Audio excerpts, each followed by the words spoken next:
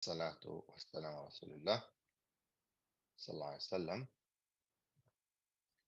Hope everyone is good, inshallah. Barak Allahu feekum wa jazakumullah khair. We are continuing with the deception. Last time we spoke about deception of the Shia. It was an added yani, section. We spoke about Ashura and you know, once in a while I'll insert some things, even though they're not part of the book, because the devil's deception is huge. And one of the deceptions that maybe we can start off today with before we read is that the shaitan, one of the things it deceives you with is to lose hope or to believe that you are too bad and that Allah will not forgive your sins. And in doing so, he makes you lose hope and gets you in the situation where you kind of like in this paralysis, this paralysis by analysis almost. Thinking all the time, oh, Allah will not forgive me, Allah this, Allah that. I'm not good. So one of the first things that happens is that we stop saying istighfar, stop making tawbah, and slowly even some people start having problems with their salah. They don't pray anymore. They feel ashamed almost to pray. Like, why should I pray if I'm like from a sinner, from not a good person, right? So the devil deceives you to the point that you're always have this constant intrusive thoughts. And once you've given up salah, then you start getting depressed, of course. There's more authority of shaitan over you. No adhkar. And slowly, because there's this cognitive dissonance, this contradiction in your soul, you have to get rid of one thing, the guilt or the actions. And most of the time people give up will be the mindset, the guilt. So people give up the deen. And this is where shaitan got it. Boom. Because in the end, with all these things that we're reading about the Sufis and about shaitan is not satisfied. Like he wants kufr.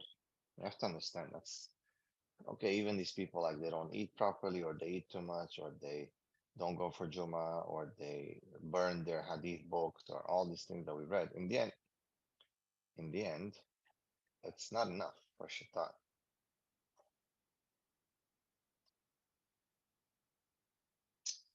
Um, everyone can hear me properly, right? Yes, we can hear you. Okay. So all these pages that we read, keep in mind, except for maybe the tafsir parts where you're changing the meaning and actually causing kufr, and some of the statements of kufr, right? Everything else, yani, again, is sins and bid'ah and deviations and all that that can be as punished. But in the end, shaitan wants kufr. Shaitan wants kufr. And well, a lot of these things are based on shahawat and desires. Oh, do this, do that. All kinds of desires and crazy ideas.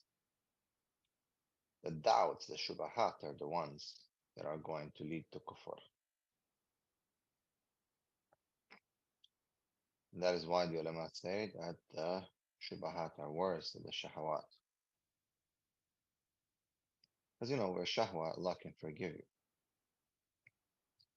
But some of these doubts that the person might entertain from their thoughts and ideas, this is or can lead to kufr. So shaitan is only going to be happy when people leave Islam. So what has happened? So hope, loss of hope, Allah will not forgive me, blah, blah. Let me stop praying, stop adkar, stop covering, stop this, stop that. And then you're faced with this last step is like your practice of either shahawat or whatever you're doing versus this morality that's still in your head or doubts and so on.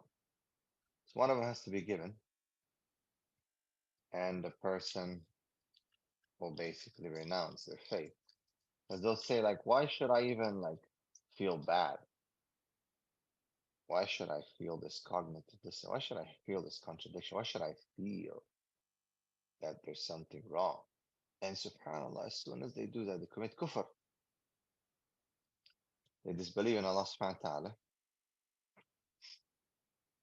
Then all of a sudden, their depression, their sadness, all this disappears. SubhanAllah. Mysteriously, miraculously, they don't feel depressed anymore. They don't feel sad anymore. They give in now to everything. They find a way. They become so-called happy, supposedly, temporarily, because shaitan has deceived them. Okay? So this is one of the great deceptions, actually, of shaitan, that he will keep in mind. He will keep after you and me, you and I, till we commit kufr, till we just kind of like, I can't do this anymore. It's like too much. I can't. This is why? Why is this happening? Why am I feeling like this? Why? Kufr. They start saying that maybe that's not right. Maybe this is not, the truth, or maybe this is. So you leave, and these thoughts of kufr, subhanAllah, it crosses everyone's mind. You have to understand, like you'll find catching yourself sometimes thinking some weird stuff, some weird waswasa. This is one of the things that I find in my counseling. For those who don't know, I do a lot of counseling, and I have counseling services that I do, and every day I take about 4 or 5 clients, and probably one of the most common issue is like depression, anxiety, but then also OCD, obsessive compulsive disorder. But I think it's waswasa. Like I believe OCD, this intrusive thoughts, obsessive thoughts, I believe they are basically from shaitan, waswasa. And it's so common. And of course you got waswasa, tahara, and people will be like, but why? How does that lead to kufr? Well, it stops you from the salah, makes you delay your prayer, drives you insane with whether you clean properly or not. And then in the end, you kind of like stop praying because you can't deal with it anymore. And obviously stop praying, you slippery slope. Okay. So waswasa is this huge, and it leads to kufr. Right? It's one of the things that I see a lot in my clients, a lot of waswasa. So keep in mind, no matter what, no matter how low, no matter how difficult, don't ever give up hope. Don't ever give up your salah. Don't ever feel like Allah will never forgive you. Always think positive of Allah subhanahu wa ta'ala. Always, always, always. Do not let yourself fall. Do not let yourself despair. Always think positive of Allah subhanahu wa ta'ala. Now,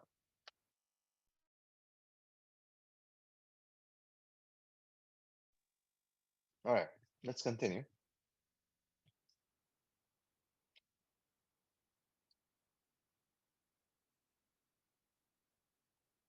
MashaAllah. Okay.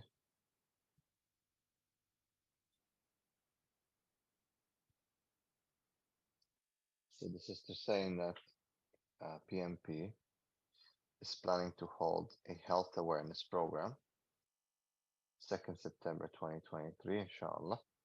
The topic is on mental health. Excellent. It's very, very much needed and very, very much overlooked. And I believe when we speak about mental health, it's always within secular idea. And this is horrible. It's wrong. I cannot even tell you how wrong secular psychiatrists and psychologists are. I know maybe some of you are there and they're like, what? What are you talking about? I'm not saying that everything's wrong. I'm saying it's wrong because it's missing that one key element, which is the spiritual, the psycho-spiritual, you know, side of things. The psycho-spiritual side of things is extremely important, and it's missed by the secular practitioners, psychiatrists or psychologists, mental health practitioners. And that is because there's a history, there's politics actually involved in this. It's schools of thoughts, right? It's like political parties, basically. The political party that is ruling when it comes to mental health is psychoanalysis, linked to mostly Sigmund Freud, behaviorists also, Skinner, and so on. So it's always, if, if our sheikhs are Sigmund Freud and Skinner and Carl Jung and all these people, these are our sheikhs, our allamas, and then of course we're in trouble. Our leader is Muhammad Sallallahu Alaihi Wasallam. And we need to have his approach in dealing with mental health. And actually, it's not the mind that it's sick most of the time. It is the soul. It's the soul that is sick. Right? Now,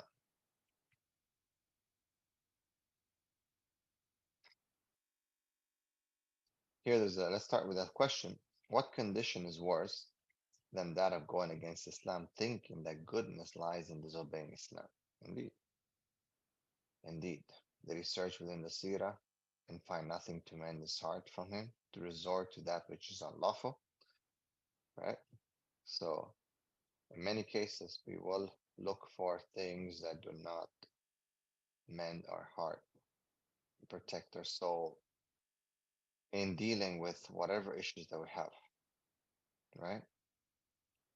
So, actually, Islam has the answer to everything, but we do not follow it. We have released, we have made the deen as a religion. It has become a religion. Now, let's go down.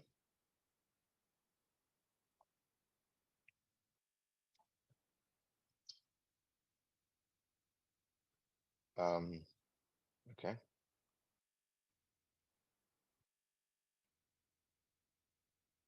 So he's giving some examples of, and as a Muslim even commits sins openly, right? You're a sinner for doing so, right? Like no matter what the person does, he's a sinner. So, but some people, he says, how can he, Ibn al-Khuryani, take others' property without consulting them, with them?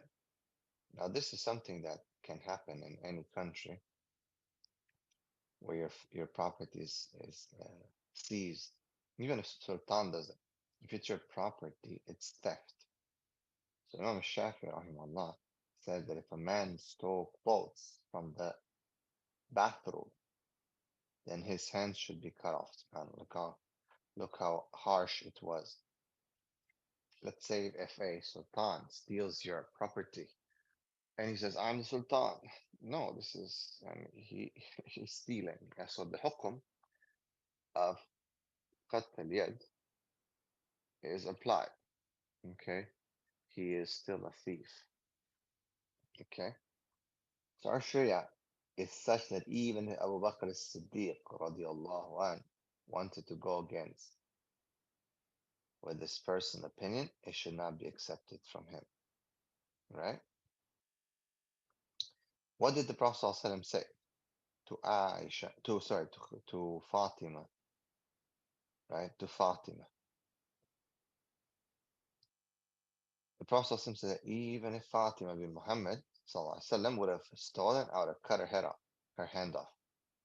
Right? Meaning, no one is above the Sharia. No one. No one is above the Sharia. This is our deen. There's no nepotism, even though we see it within the Muslim countries. We see it everywhere. We see preference, we see theft, we see corruption. But and that, a lot of people, shaitan deceives them. Actually, it's a deception of shaitan. We can mention here another deception of shaitan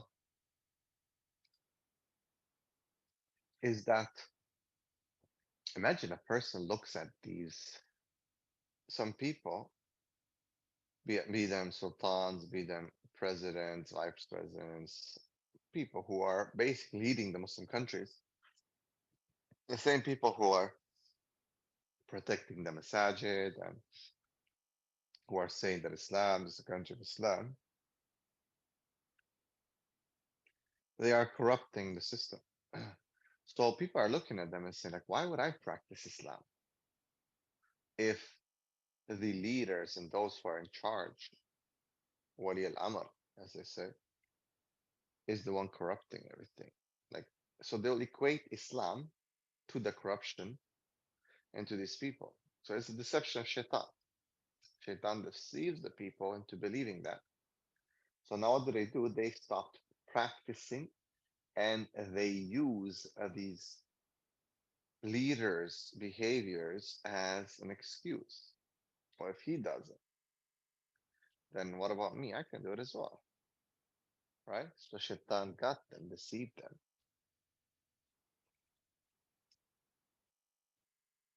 Same thing if an imam, scholar, a da'i does something wrong, a lot of people will be in fitna. Shaitan will deceive them and say, look at him. He's the one who knows Islam so well, yet he is doing it. And actually, there's a deception of shaitan that we can add here and insert here. And that is the deception of social media sheikhs and the deception of famous sheikhs, right? And we know it. It's a phenomenon that's so like we equate a person's piety and righteousness to their videos and how they speak and how many videos they post and the jokes that they make and this and that. Allah, it kills me, Like, alhamdulillah, we're all, inshallah, and inshallah, Allah will forgive us and may Allah protect us all. But it kills me when, you can kind of tell that a person's like messing about. It's become like a culture, like a mafia, sorry to say, in the social media spectrum where, it's just like, things are funny. Everyone's like, yeah, it's become like groupie, very cultish like. My sheikh, this sheikh is the best. Why is he the best? Because he talks the funniest or the best? Or my this and this video was wow. Yani actually, maybe had we known what these people are really up to, Allahu Akbar, we would be like, I'm not trying to say this one or that one or no, but we're all sinners. We're all like we are in need of Allah's mercy. And people shouldn't be deceived by shaitan. You have to be careful into following just because a person has a sweet tongue or he's good at making videos, right? Alhamdulillah, we can learn from the videos. It is a great reminder. But the deception is that these people have been deceived by shaitan that piety equals to video making and nice talk and look in a certain way. and jokes and this and that and that. So people are deceived. Now, how do we see it? Because see, as soon as a person makes a mistake, everyone wants to defend them. And it's an obvious, blatant mistake. So, for example, recently, there's been one of the imams who was exposed. And it was clear, cut with evidence. He did something. He endorsed someone from the LGBTQ community. A'udhu Billah, who's a Muslim, and was in an inappropriate magazine, actually, on the cover, in hijab. And this person kept defending it, and he's exposed. Instead of apologizing, instead of saying, I messed up, I should have not imposed, I should have not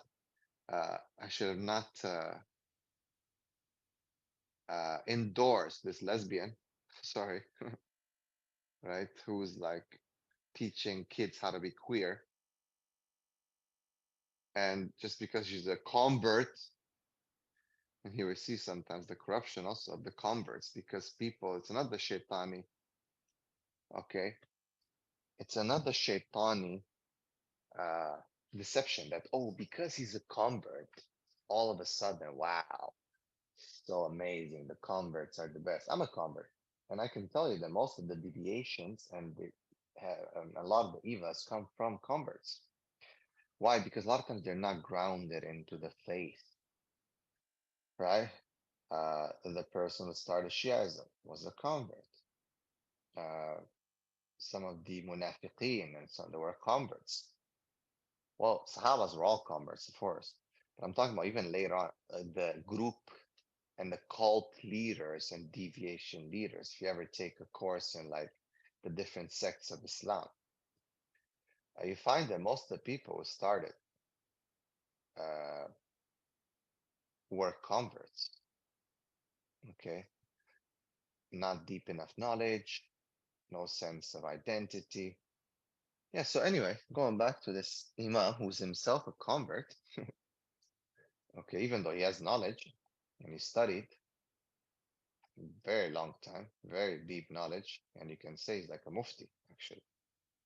Yet he's defending his position of endorsing this lesbian who is going on kids shows teaching kids Islam to queers. A'udhu billah. And he's endorsing and he's defending his position. He's defending his position instead of apologizing and attacking the brother for being too harsh. Yes, the brother is harsh, but I mean, he's got his evidence and a reason to be harsh because come on, it's ridiculous. It's ludicrous. But what I'm trying to point out here is the deception of shaitan. The followers of these misguided people continue to support them and follow them, even in the hole of the lizard. It doesn't matter that he's put this and endorsed this, person, yet they are willing to support him. Yeah, no, Imam, so and so, and Sheikh is right. Look at this brother. Who are you to criticize? Bro, what about who are you to? It's like open. You're blatantly disobeying Allah, right? I'm sorry. I mean, this just there's just like the article and the picture was in a magazine. It's for adults, man, if you know what I mean. And like I'm talking about kuffar adults, if you know what I mean. Like, how do you defend your position like that? And then they say, try to backtrack and try to, and then how the people support you? Say, so only God can judge me. You're not Tupac, like only God can judge me. What is this? You know, the deception of shaitan, iblis. This is talbis iblis, right? And people, there's always going to be a group of people supporting. Yeah, no, my sheikh. Wow, this sheikh is so amazing. I love this sheikh. Why? Because he's so funny, right? This is become the age of funny sheikhs, the age of joking sheikhs. I mean, this is okay. You can make a joke here and there, but some things have become just jokes now. Just thing, come on. It's like, why do you? Oh, I'm supporting my sheikh. Why? Why? Because he speaks. He's so cute. He's so handsome. That's the reason. This is Talbis Iblis. This is how Iblis deceives us. because we can't see the truth anymore. But now we see the personality and we see how good this person, how handsome they are. Oh, I love Sheikh. Why you love him? I don't know. Is it even good to say love him? Oh, I don't. Just he's so nice, you know. The way he talks, it makes sense to me. Oh, it makes sense to you? Does he say Qala Allah, Qala Rasul? Does he give the evidence? It just makes sense to you. You know, it agrees with you. So now we pick and choose, we shop for sheikhs that will agree with us.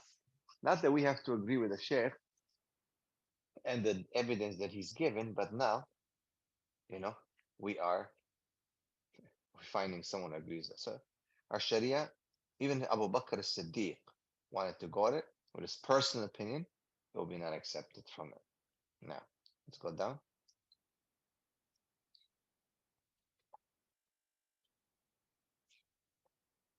All right, self-humiliation of the Sufis. Ali ibn Bawa'i once bought a meal and was embarrassed to take it home while everyone was watching. So he tied the meat with the rope around his neck and walked with it home. Man, to teach himself a lesson, right? So it is strange that some people seem not to follow their human natures. This is neither possible nor required in Islam. A man likes to appear good to others and likes to wear nice clothes, including a head cover, of course. What this man did was to humiliate himself in front of people. This is very bad, actually, from a religious point of view and a logical point. You should never humiliate yourself, even if you're bad, even if you have sins. The Prophet ﷺ did not allow a Muslim to humiliate himself, his own honor, and his image. Never. Okay? Prophet ﷺ did not allow that. No. Go down. We have to always try to have a good image, not a deceitful image, but a good image. Okay? So some Sufis were labeled as the blame seekers. They committed sins, so they fall from people's eyes and become safe from pride and ego. And it's like, and you'll hear this sometimes, you know, I'm not a good person. You have two extremes where the devil deceives when it comes to this, okay? Both extremes are obviously opposite of each other. And you'll hear it, try to remember. One of them will be where people will be like, you know, I'm a good person. They'll praise themselves. I'm a good person. I'm good this. I'm good that. I'm good. Right? I'm a good person. I fear Allah. You hear this sometimes, even when I deal like with, when I listen to people's problems, I'm like, you know, I'm a good person, brother. I'm not a bad person. I fear Allah. I'm like, how do you know? Like, how do you know you're a good person? And on the other side of the spectrum, you find people be like, you know, astaghfirullah, man, I'm so bad.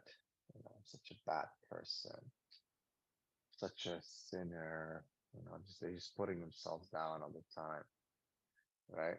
And in both cases, they want the people's empathy to be like, oh yeah, he's a good person, mashallah. Why is he a good person? Well, he said so. Okay, good. Deception of shaitan. Or people say, mashallah, the sheikh is so pious. He's always putting himself down. He's making istighfar and tawbah and sins. And we all fall into this, one of the two extremes. Right? So the deception of shaitan. People are looking at him actually because he's saying, oh, you know, brothers and sisters, I'm not a good person. Allah forgive. Wow, mashallah. He's so good, actually, because he's saying this. Wow. No. Right? So these people are similar to a person who commits fornication and causes a woman to become pregnant. Then, when asked why he didn't use contraception, he said, it has reached me that using contraception is makruh, disliked. Some people tell him, and has it not reached to the fornication is haram? You understand? And remember, one time we were on Eid, you know. So we went to a Chinese restaurant and one of the main concerns of some brothers that came with us was the meat halal. Okay, it's important, right? It's important. Uh, but they were, when they asked that question, the funny thing is that we were outside and they were smoking. They're smoking.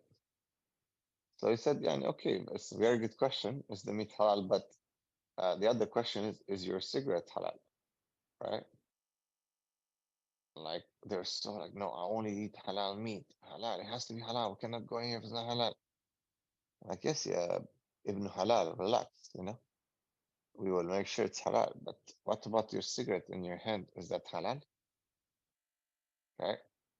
So you commit zina, impregnate a woman, and then you're like, oh man, I should have used contraceptive, but it's makruh. Makruh. Disliked. But zina is yani haram, yani what dislike, yani, right? So this is one of Shaitan's deceptions. Very, very, interesting how it's just a slight thing and it can really, really hurt us. Really, really causes so much problem. This is a great example though that Imam Al-Jawzi gives about the pregnancy. Now let's go down. So they lowered their status in the eyes of Allah and forgot that Muslims were Allah's witnesses on earth. Okay, Abdul Hussein Nuri.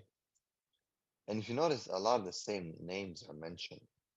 Joe's picking on the same names. Earned 300 dinars after selling a property of his. He stood on a bridge over the river and threw the dinars one by one, saying, you have come to me wanting to deceive me with such things, the money. Why don't you sell it in the first place? And the property itself had value. Like, it's just funny what they do to show. But the other question is, who recorded this event, right? It's like, was it people wanted, that he want people to see him and hear him say that? Because that's like show off, isn't it?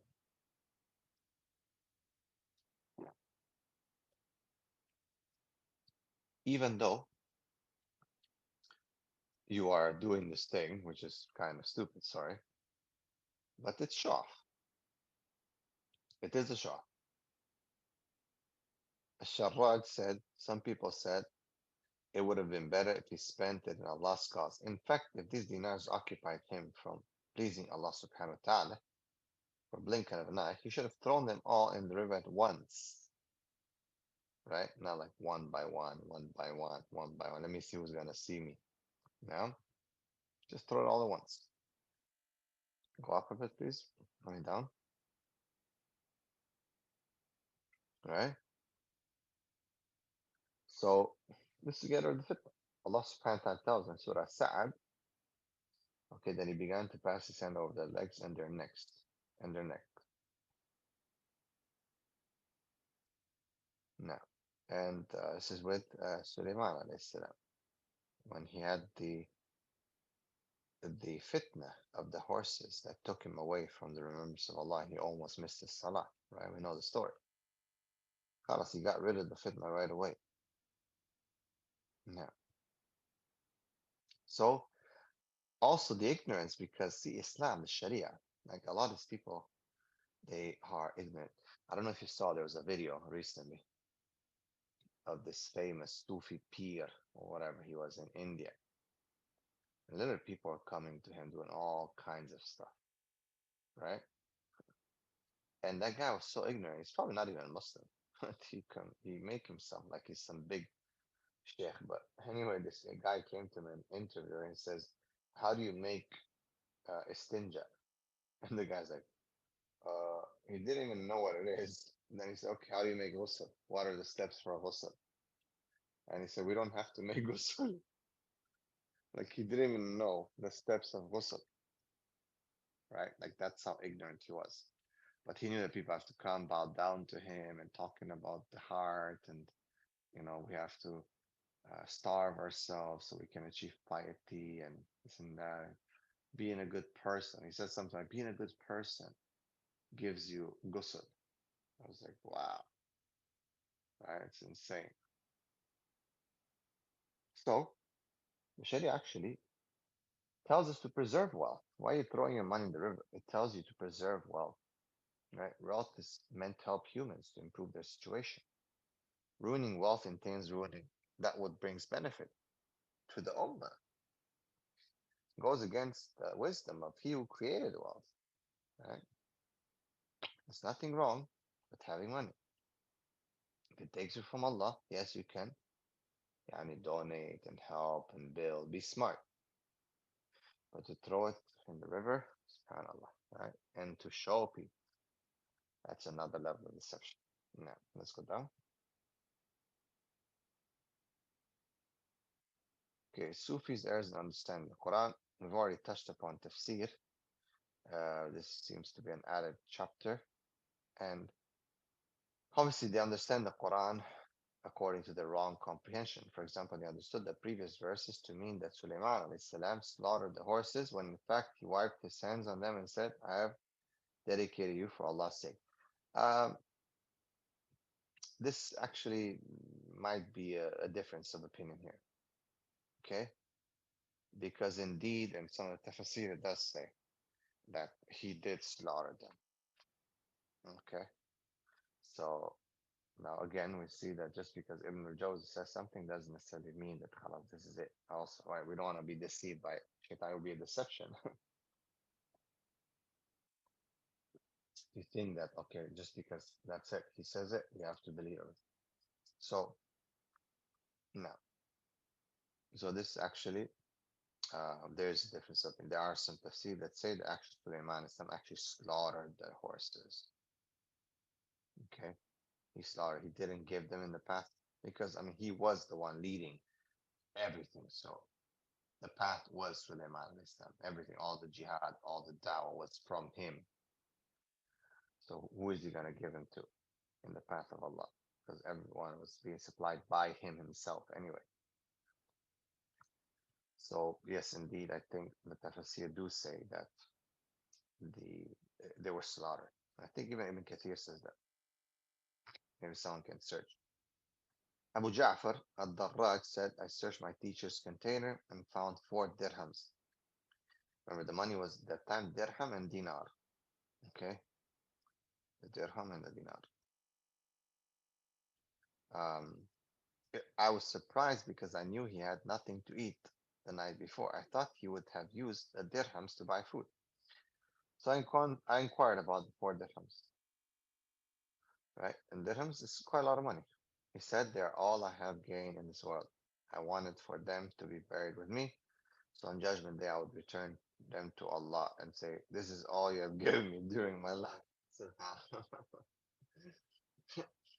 it's funny, isn't it? Right? To go in the hereafter and with the money. And not just to mention, like, obviously, you cannot take your dunya with you. Like, it's not pharaohs, as the pharaohs used to believe that they used to bury their wealth with them. So Abu Ja'far worked, he's Haddad, maybe by his name, we can tell Haddad, it means yani, like he's a Haddad is like a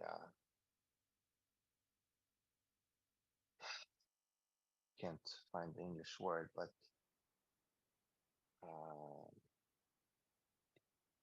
and he basically they work um, with metal and so on. Okay, and had from Hadid, Haddad, maybe I mean by name usually that's how it would be. So they would be basically working with metal. And he says he worked for 20 years for 1 dinar a day. He used to donate the dinar to the poor. Ah, blacksmith, yeah, thank you. Jazakallah khair, yes. Kind of like a blacksmith, yeah, had that, yes. He used to fast and beg for food to break his fast. So he makes money. He has a job, gives the money, and then he goes and begs. So the person we give the money to, he's also begging, but then he goes and begs, right? If this man knew that begging was not permissible if someone is earning a living, he would have not begged. Or maybe he would have still begged. And I'm sure he would have. These people are not that stupid, you have to understand, right? But he had no dignity and something wrong with his head. Auzubillah. Yeah, and subhanAllah, we don't know they're Muslim not or whatever. May Allah forgive you. We're talking about these people and they are long, long gone into their graves, right? Think about it. They're still these people that we're talking about. They're in the graves. It's Abu Ja'far al-Haddad. We don't know. They're being punished. They're being forgiven. SubhanAllah. May Allah forgive all us. Abdullah ibn Umar radiallahu anh said that the Messenger of Allah sallallahu alaihi wasallam, a man keeps on begging until he comes on the day of judgment. Let's go down. Okay. So he comes on the day of judgment without any flesh on his face. A'udhu billah. And this is hadith in Bukhari Muslim. A man keeps on begging until he comes the day of judgment without any flesh on his face. Because, like, why the face? Because the face is the sharaf or the honor. So you dishonor yourself when you beg. Zubair ibn al-Awwam radiallahu anh said that Allah's Messenger sallallahu alaihi wasallam said it is better for you, for one of you, to take a rope and cut and then bring a bundle of wood from the forest on his back and sell it. And Allah will save his face because of it rather than to ask people who may give him or may not. Very important hadith, subhanAllah. Very important. About honor. Right? About honor and begging. Abdullah bin Amr radiallahu anh said that Allah's Messenger sallallahu alaihi wasallam said it's not permissible to give charity to a person not in need, nor to a person who is strong and fit, able to earn a living. Right? So someone who's walking and coming to, please help me, give me money and this and that, and you're like, wait a second, this person is strong. He looks okay. It's funny when I see some people begging and they're like have a nice, like shoes, a nice purse, and they look very, very clean. Like, oh, I'm starving, and this and that. Sometimes even, auzubillah, you buy them food and they're like, nah, nah, I need money. Right? Shafi rahimahullah says it's not permissible to give charity to someone who is strong enough to earn a living. Okay, who is strong enough to earn a living. Now, so there's a question here. What's your take on the statement? You are not good when you feel good about yourself. You are good when you feel not good about yourself. And what if you feel good like about yourself? Like it's okay to feel good about yourself. Don't feel, don't admire yourself like, oh, I'm so good, like you praise yourself. But if you feel good, like alhamdulillah, not as in like you've done something amazing or you're like you're super impressed with yourself. Don't be impressed with yourself. Okay, this is called ujub, and it's a disease of the heart.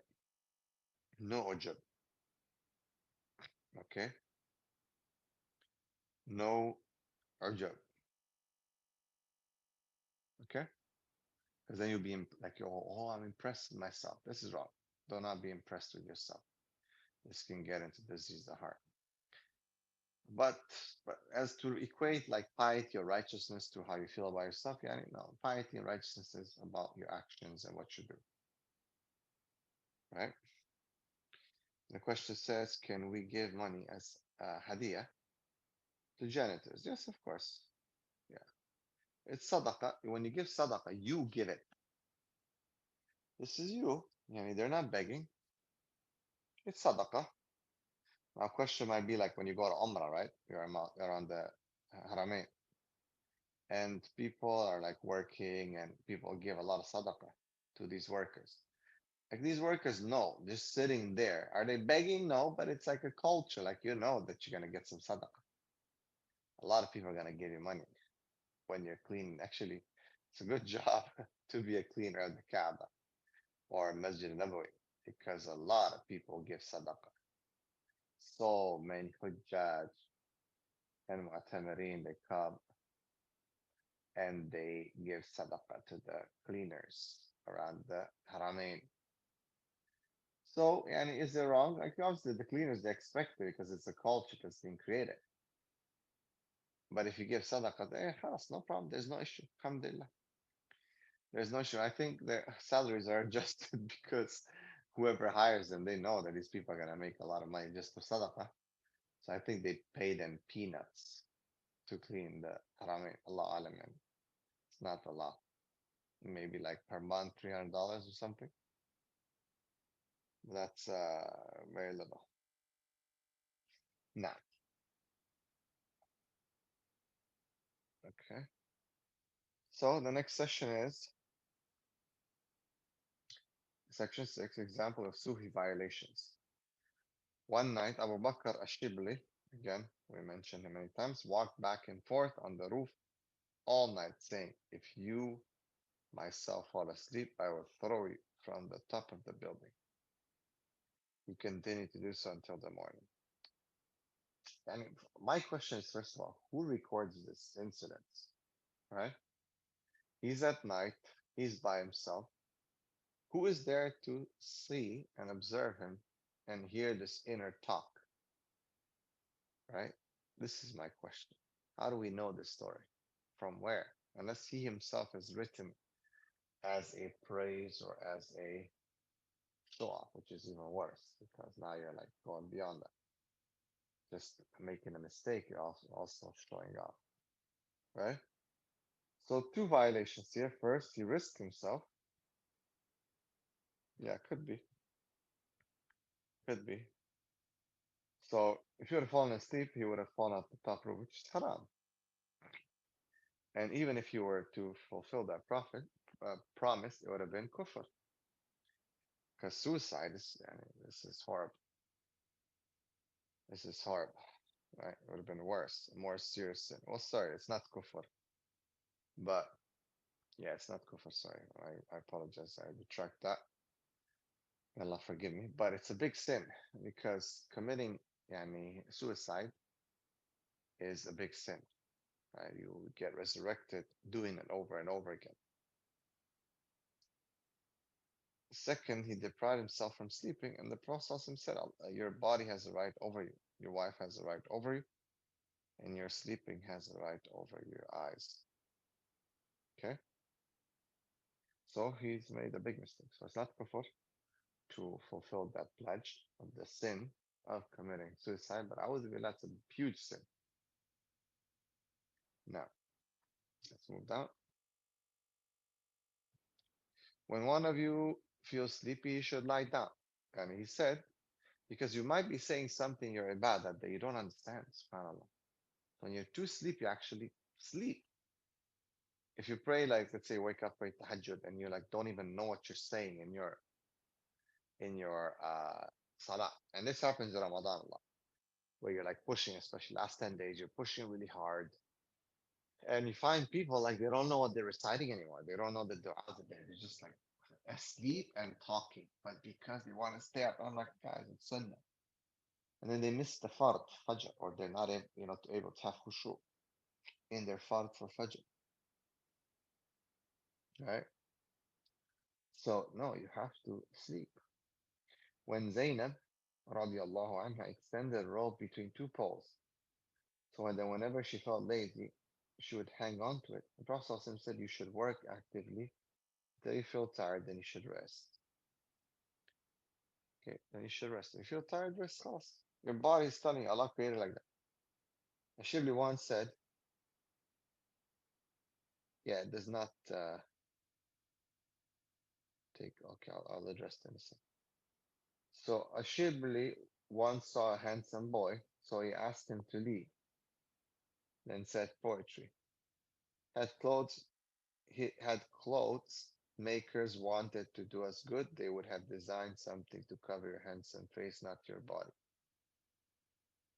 Ibn Aqil commented, the one who said this poetry has fallen into error. Allah created the sun to give light, not to be worshipped. Similarly, this handsome boy was created for people to contemplate, not for them to become sexually aroused. Again, here you see amongst the old, there's a lot of homosexuality and desire for young boys, from some of these deviants, and they wrote poetry about it. Okay,